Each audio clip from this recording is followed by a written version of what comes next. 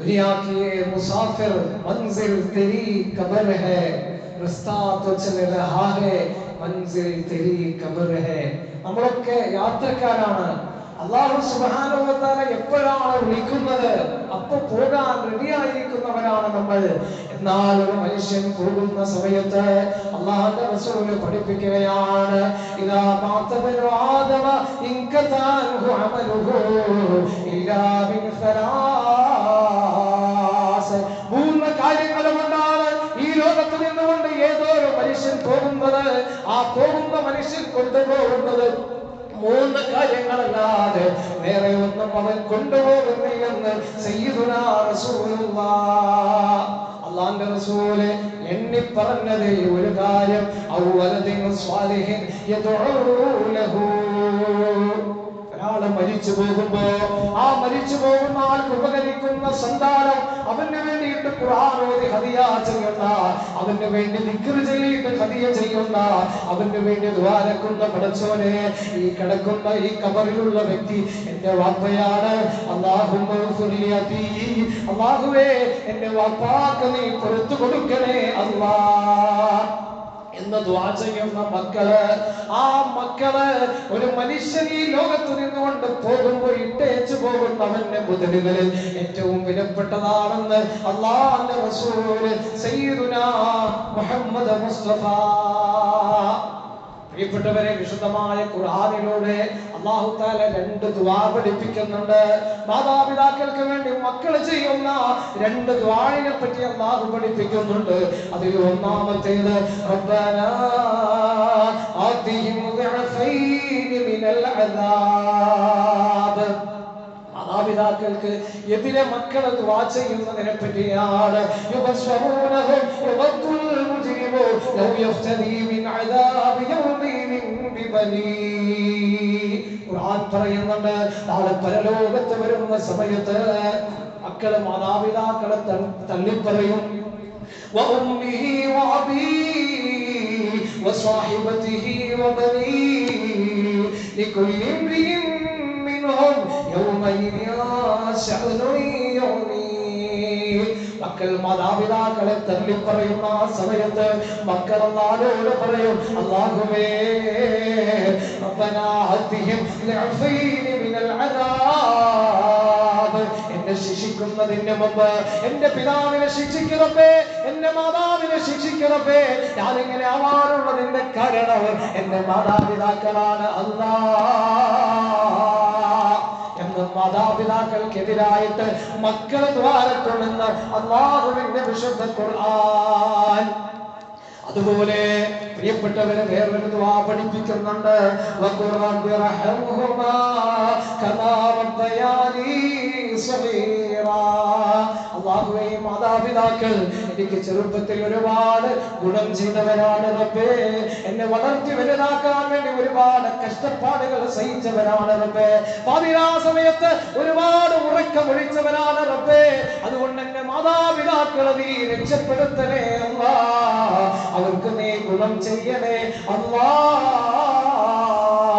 എന്ന് മാതാപിതാക്കൾക്ക് വേണ്ടി ദുആ ചെയ്യുന്ന മക്കളെ പറ്റി വിശുദ്ധമായ ഖുർആൻ പഠിപ്പിക്കുകയാണ് ഒന്ന് മാതാപിതാക്കൾക്ക് എതിരായിട്ട് മറ്റേത് മാതാപിതാക്കൾക്ക് ഗുണം ചെയ്യാൻ വേണ്ടിയിട്ട് മക്കൾ ദുആ ചെയ്യുമെന്ന് പ്രിയപ്പെട്ടവരെ ഇതിൽ ഏത് വിഭാഗത്തിലാണ് നമ്മുടെ മക്കൾ പെടേണ്ടത് എന്ന് നമ്മൾ ആലോചിക്കുക അതിനു വേണ്ടിയിട്ട് മക്കൾക്ക് ആത്മീയമായ വിദ്യാഭ്യാസം നമ്മൾ നുകർന്നു കൊടുക്കുക മഹാനായ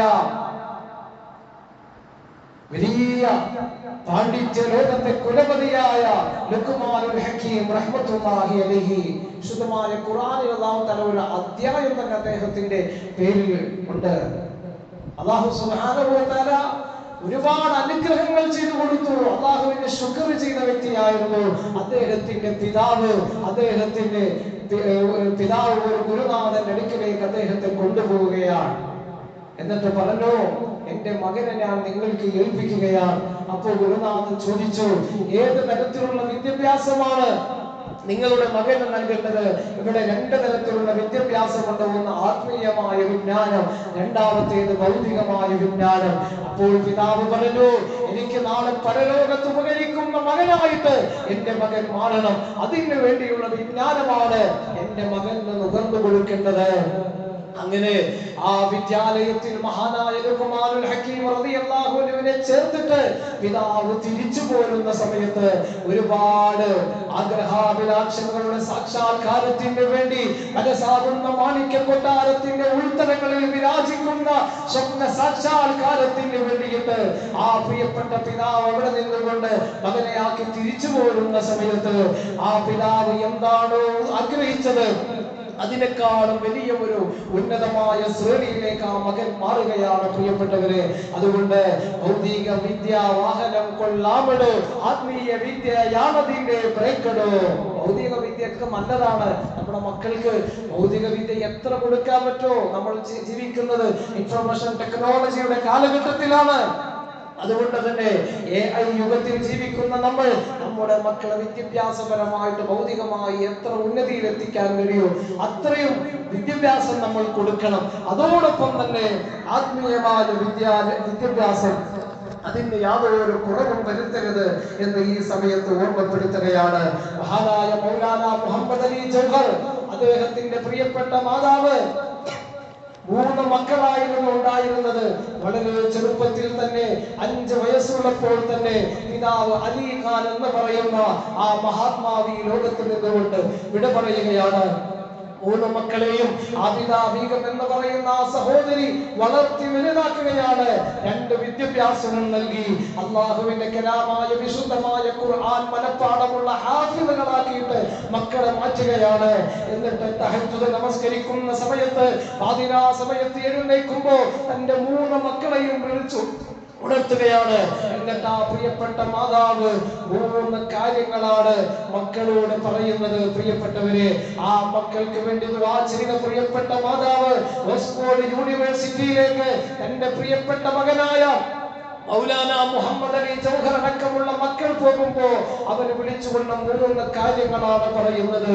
ഒന്നാമതായി പറയുന്നത്, മോനെ, നീ അല്ലാഹുവിന്റെ കലാമായ വിശുദ്ധമായ ഖുർആൻ പഠിച്ച ഹാഫിളാണ്. അതുകൊണ്ട് ആ ഖുർആൻ പഠിച്ചത് മറക്കാതെ നീ നോക്കണം. ഈ കൊറോണ സമയത്ത് എത്രയോ മക്കൾ ഖുർആൻ ഹിഫ്ള് പഠിച്ച മക്കള് ആ ഹിഫ്ള് നിർത്തിയ എത്രയോ മക്കളുണ്ട്.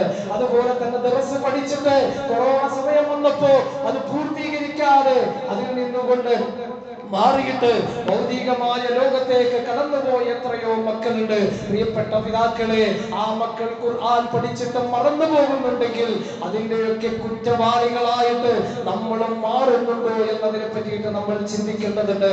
പ്രിയപ്പെട്ട മൗലാന മുഹമ്മദ് അലിയുടെ മാതാവ് പറയുകയാണ്, ഓനെ നീ അല്ലാഹുവിന്റെ കലാമായ ഖുർആൻ പഠിച്ച ഹാഫിളാണ്. അതുകൊണ്ട് ഖുർആൻ മറക്കാതെ നീ സൂക്ഷിക്കണം എന്ന് ഒന്നാമതായി പറയുന്നു. രണ്ടാമതായിട്ട് പറയുന്നത്, നീ ഹബീബായ മുത്ത് റസൂലുള്ളാഹി സ്വല്ലല്ലാഹു അലൈഹി വസല്ലം തങ്ങളുടെ സുന്നത്തുകൾ ഒരിക്കലും മാറ്റിവെക്കരുത് മോനെ. നീ ധരിക്കുന്ന തൊപ്പിയുണ്ടല്ലോ, അതുപോലെ തന്നെ നിന്റെ താടി രോമങ്ങളുണ്ടല്ലോ, അതൊന്നും നീ മാറ്റിവെക്കരുത്. ഓക്സ്ഫോർഡ് യൂണിവേഴ്സിറ്റിയിൽ പോയിട്ട് ഒരുപാട് ബിരുദവും ബിരുദാനന്തര ബിരുദവും ഒക്കെ നിനക്ക് വരുന്ന സമയത്ത് അതെല്ലാം നീ കരഗതമാക്കുമ്പോ അല്ലാഹുവിന്റെ ഹബീബിന്റെ സുന്നത്തുകളെ നീ തള്ളിപ്പറയരുത്, അതൊന്നും മാറ്റരുത് എന്ന് പൊന്നുമോനോട് മാതാവ് ഉപദേശം കൊടുക്കുകയാണ്. മൂന്നാമതായിട്ട് പറയുന്നത് പോലെ ഈ കാലയളവിലൊക്കെ പാതിരാ സമയത്ത് എന്റെ പൊന്നുമോനെ ഞാൻ വിളിച്ചുണർത്തിയിട്ട് തഹജ്ജുദ് നിസ്കരിപ്പിക്കാറുണ്ട്.